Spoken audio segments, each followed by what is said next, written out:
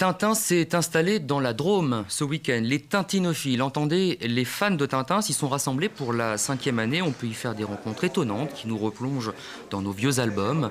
Le thème de la rencontre cette année, Tintin au Tibet. Mais difficile de ne pas titiller les tintinophiles sur la question de Tintin au Congo, depuis la polémique autour de la question coloniale et de prétendus préjugés racistes soulevés par le CRAN, le Conseil représentatif des associations noires de France. Reportage à Chabeuil, Olivier Denoyel, Laure Crozat.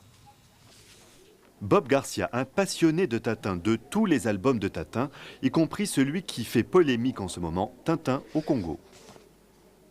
Tintin dit « Allons, au travail ». « Moi, il y en a fatigué », répond le noir. Des vignettes parmi d'autres qui font bondir le comité représentatif des associations noires.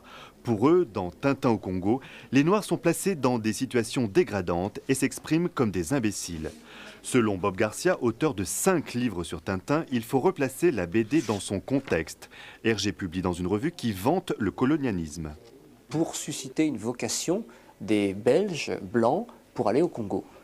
Alors, à l'époque, effectivement, on considérait les Noirs comme de grands enfants, un peu paresseux, un peu fainéants. C'était l'image de l'époque.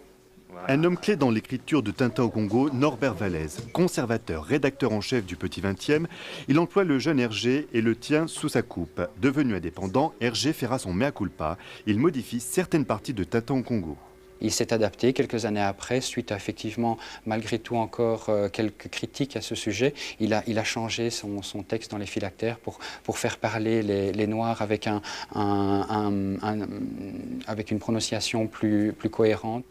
Depuis 1931, Casterman a réédité Tintin au Congo plus de 30 fois dans plusieurs dizaines de langues. L'éditeur d'Hergé et le CRAN seraient en pourparlers. Le résultat des discussions devrait être connu dans quelques semaines.